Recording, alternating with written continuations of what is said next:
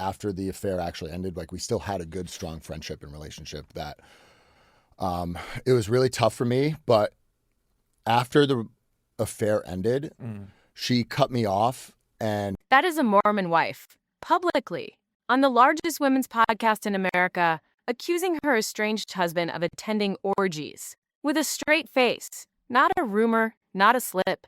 A sentence she packed, loaded, and fired at Alex Cooper's microphone on purpose with screenshots in her pocket. Her name is Jessi Ngatikaura, formerly Draper. She is the first reality television cast member in the history of the genre to walk into Call Her Daddy and, inside 42 minutes, publish a functional legal deposition. Back in Utah. Yeah. And ends up calling production and is like, I think Marciano and Jessi are still having an affair. Escorts. That's the other word she brought. Her husband, Jordan, the father of her 2 small children, she says, under her own voice, used escort services. She does not say this is speculation. She says this as fact. She says it as a woman who has seen the statements. She says it as a woman who has decided that the only strategy in a divorce filing she learned about from TMZ 72 hours prior is to say the most specific lurid thing possible, as fast as possible, to the biggest women's microphone on earth. I said I love her back. And then not until after I got fired and I had posted that I was outside in Italy hanging out is when she reached out to me trying to figure out why. From TMZ. That sentence alone should end the marriage in the court of public opinion. Because the timeline Jessi lays out on GHD is this. Her husband, Jordan Ngatikaura, files for divorce on March 19th, 2026. Jessi, mother of 2, second-generation Mormon, discovers the filing, not from her husband, not from her lawyer, not from the courthouse, from a Harvey Levin exclusive on TMZ.com. Jordan's PR move, before he even told her, was to leak. She describes this on Alex Cooper's couch the way most women describe finding out their husband had a mistress, from TMZ. She says it twice. Jordan was going through her phone. Context, briefly. Jessi and Jordan are married, 2 kids. Jagger, age 5, Jovi, age 3. Mormon, both of them, Utah-based. Jordan, pre-divorce, was a recurring husband on the show, the kind of handsome, silent reality TV husband who gets exactly enough screen time to establish that he exists and not 1 minute more. Jessi on the show is the one who cries, the one who defends, the one who, by season 1, is already, I cannot emphasize this enough, working the camera on her own behalf. So you guys leave Italy, you talk to her in Italy, and you guys are good friends, or there's some flirtatious stuff going on. Now Marciano Brunette. Enter the other name. Marciano was a cast member on Vanderpump Villa, the Bravo spinoff, when the Mormon wives went to Italy in August 2024. Crossover episode, content calendar collaboration. The 2 casts dine, drink, and approximately 1 month later, Jessi and Marciano kiss. Jessi does not hide this. Jessi confirms this in 2025 publicly as an emotional affair, a phrase that, for those of us watching reality television carefully, has a very specific function. Emotional affair is a pre-negotiation. Emotional affair is what you call it when you are trying to keep the cheating inside the marriage counselor's vocabulary, rather than letting it escape into divorce court. Yeah. For her to admit the truth, she admitted the truth to me, and I said, okay, thank you. Just like that. $100,000 in therapy. That is the number Jessi drops on CHD. 100,000 American dollars for couples counseling between herself and Jordan to survive the emotional affair with Marciano, which is to say, the toxic dynamic defense has been, for over a year, bought and paid for by the family budget. $100,000 is not a couples counseling bill. $100,000 is a custody hearing legal retainer with a copay attached. And Jessi, And dropping that number is publicizing the ledger. She is telling every mother in the audience that she tried, in the specific American vernacular that says the receipts exist. Divorce fine. Yeah. At least they didn't get married, you know? I know. Divorce. Now we are at present tense. March 19th, 2026, Jordan files. Jessi finds out from TMZ. Jordan follows up by filing, separately, a restraining order against her. Think about that sequence. The public-facing story the filing presented was, Jordan is leaving Jessi. The legal maneuver that accompanied it was, and also, I need protection. Translated into custody terms, I need the children and I need the paperwork that says she is the threat, not me. Jessi's response, 6 days later, was Alex Cooper. Here's the pivot.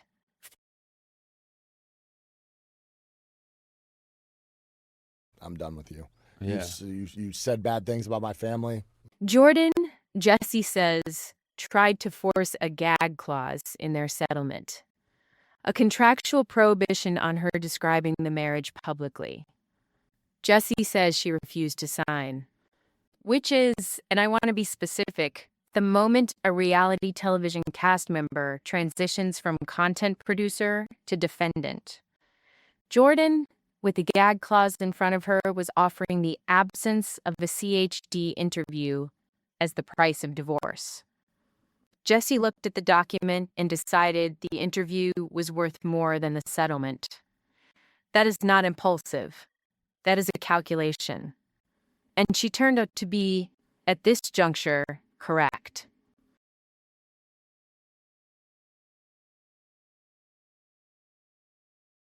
So you guys had a kiss, or Yeah, so we kissed when she left, and then she told me she loved me. Now Marciano, again.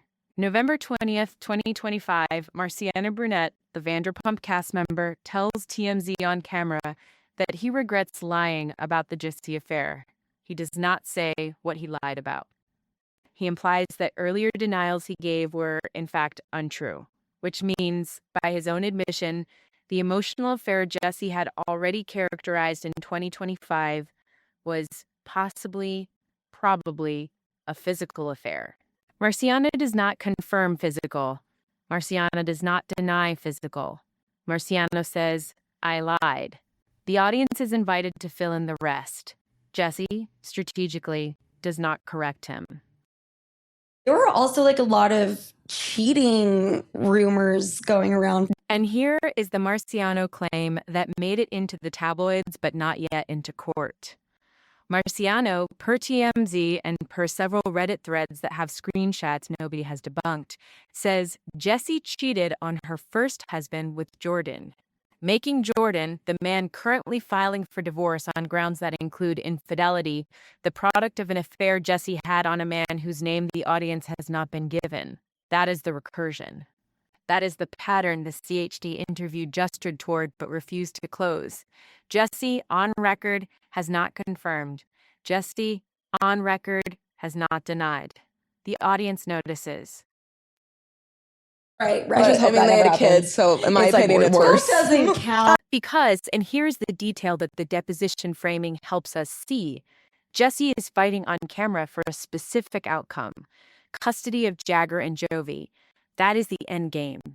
The orgies, the escorts, the 100,000 in therapy, the TMZ leak, the emotional affair disclosure, the Marciano confession, all of that, stitched together, is a character assault brief against Jordan. Jessi is producing live in front of Alex Cooper's audience of 9 million women the argument her lawyer would have taken 9 months to marshal through depositions. She is doing it in 42 minutes on a podcast. That her estranged husband's lawyer cannot keep her from appearing. You were already going into where it was like lie detectors. That is the thesis statement. Because the audience for the CHD interview is not strictly the listener. The audience is the Utah Family Court. The audience is the custody mediator. The audience is the guardian ad litem who will, eventually, read the transcript of an episode with the phrase orgies in it and have to decide what weight to give Jordan's protestations. Jessi has shifted the evidentiary burden. Jordan now has to prove he didn't.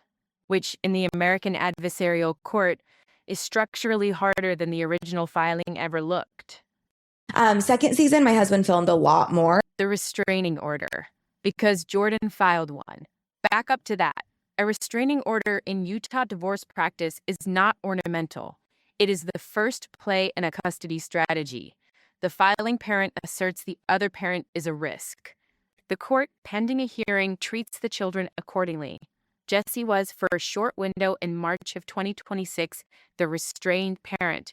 Her entire CHD appearance is calibrated against that fact.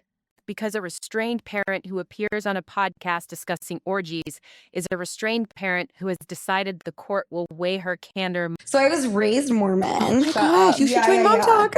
Second pivot. Because the Mormon frame here is the load-bearing wall. Jessi is not a cultural Mormon. Jessi was, at the time of filming, an observant Mormon, Utah Mormon, which means the audience she is losing with every explicit Marciano line is the stake, the ward, the Relief Society.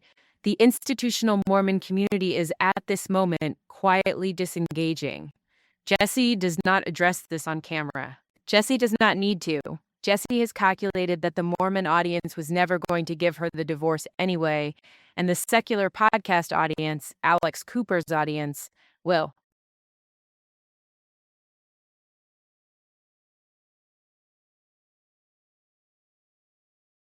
I showed her episodes of the show that she was on.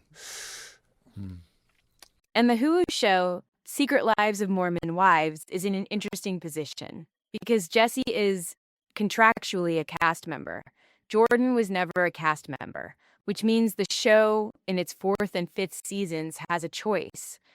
Double down on Jessi, film the divorce, monetize the CHD fallout, or distance, protect brand safety, write her out. The show that profited from her loudness now has to decide whether her loudness has crossed the line from entertainment into legal exposure. As of April 2026, Hulu has not announced. The silence in reality television production is the answer. Did something happen between Demi and her husband? Walk back. Because the walk back is owed. Jessi did have an affair. Jessi did kiss Marciano. Jessi did say emotional affair when the plainer word applied. Jessi did spend household money on therapy that did not save the marriage. Jessi is not, by any reasonable read, the clean party in this divorce. The original read on her, that she cheated and flipped the script, is not wrong on the facts.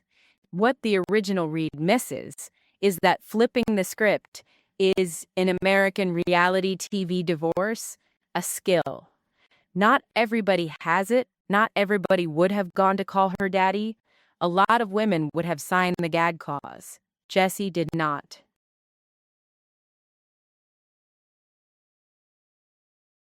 All the right people that are supposed to know the truth.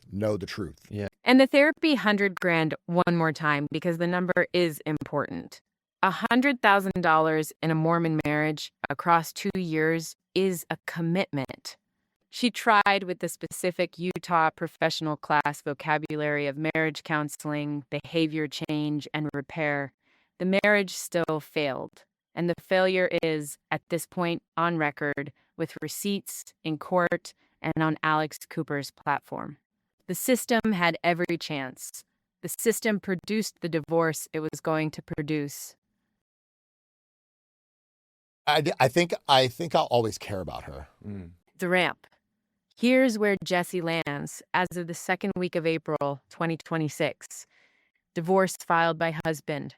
Restraining order paperwork in play. 2 small children in custody mediation. 1 Call Her Daddy episode in the permanent record. Marciano off camera but not off the table. Mormon community quietly disengaging. Hulu producers weighing season 5.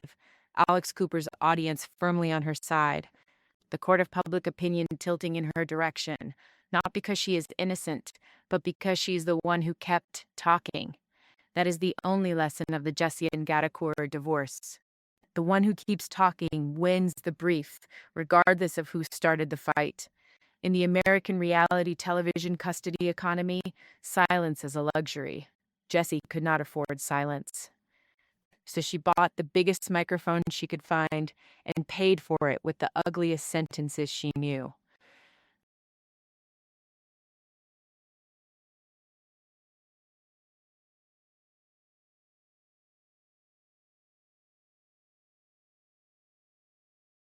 Did something happen between Demi and her husband? The kicker. Alex Cooper has, for 8 years, interviewed women in crisis. Taylor Swift, Kim Kardashian, Miley Cyrus, Christina Aguilera. Every one of them came on to rehabilitate an image. Jessi Ngatikaura is the first guest in Call Her Daddy history who came on to win a custody case. Cooper did not know that when she booked her. Cooper knows it now. And somewhere in a Utah courthouse, a guardian ad litem is pulling a transcript and writing in the margins, "The mother is on record. The father has declined to appear." That is not the story the husband thought he was filing. That is, however, the story his wife made him file.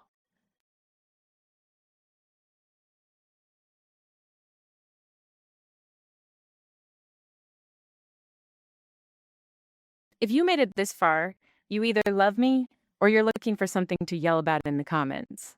Either way, like, subscribe, and tell your sister.